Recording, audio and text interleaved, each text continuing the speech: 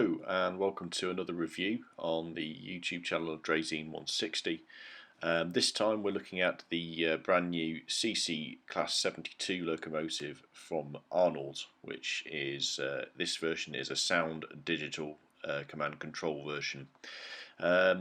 Packaging, just have a start off with that. It's excellent, as you can see. It comes with comprehensive instructions.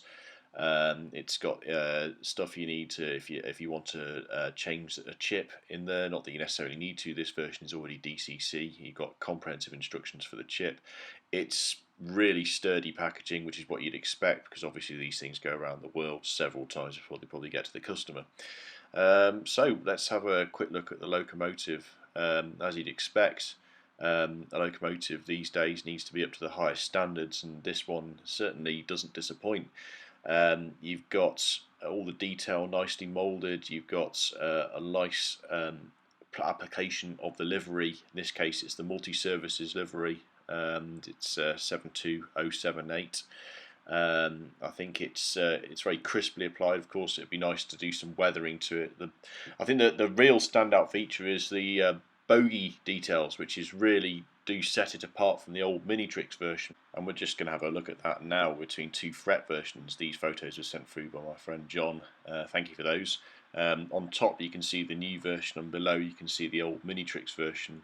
And I think you can see it's subtle differences, but they are nevertheless quite well differentiated by the quality. On the left there you've got the new one, the right the old one, and the moulding is just a little bit more crisper, and you can not see some of the pickup details which you've got on the old Minitrix version. That's not to say it's a bad model. I always quite like the old Minitrix version.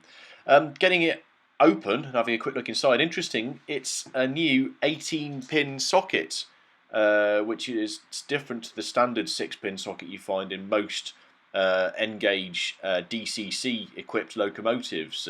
This means you're a bit limited as to what you can actually use to install DCC in it. Now I just thought I'd have a quick comparison with a Class 265 locomotive, which actually only acquired the week before, and this is the Pico version, just because they're the same essential livery. They're both in multi-services, and I think that I think it's quite nice to see that despite the fact that they're different manufacturers, they do look quite similar. So got it on the track now, and it's running nice and smoothly. I think it's a beautiful motor. It really does respond well. The weight is just about right. You can see it pulling a lot of good length trains. This is it with its sound on. There's the horns. Go through some of the other options here. Sorry about the camera work. Let's have a look at the backlights there. Look at them light up. You can turn them on and off. The light engine running and things like that. You hear the engine just stirring there as it slightly spools up a little bit. Let's see if it runs a little bit.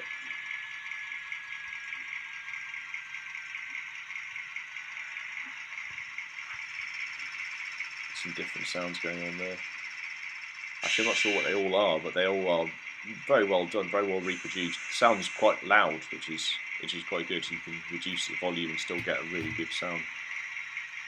In actual fact, that's something I would suggest that you do. Perhaps reduce it to about 75%. It reduces distortion in the speaker.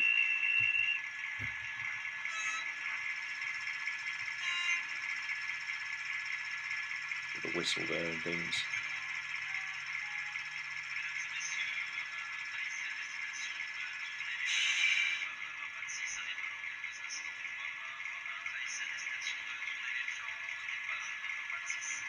I'm surprised to know that's probably my favourite one.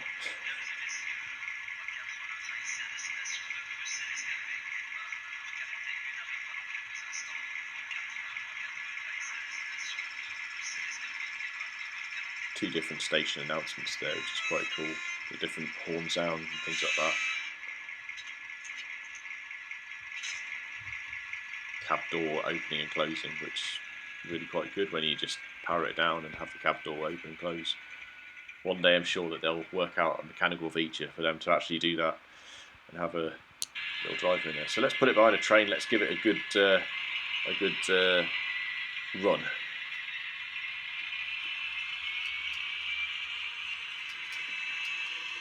my TER rate there behind it. The layout's had a bit of work going on, so it's a little bit untidy. Sorry about that.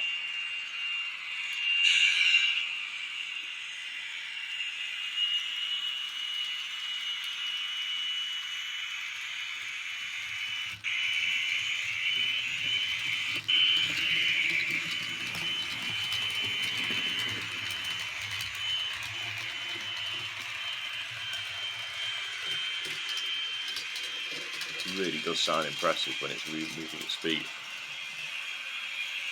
This locomotive, I think, is probably the best DCC locomotive I own out of the 3 that I've got for the SNCF at the moment. But it's certainly going to encourage me to get more, because this is just out of this world.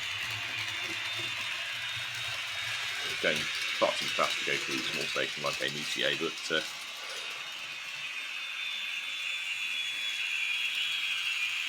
yeah, absolutely showing it off. It's fine style. And just to conclude, I think that this is a fantastic model. I had my doubts when I first saw they were making one, because the Minitrix version was still very good. I think that they've done very well with both the detail of the model and the actual application of the sound, and certainly for me, I'll be buying more of them.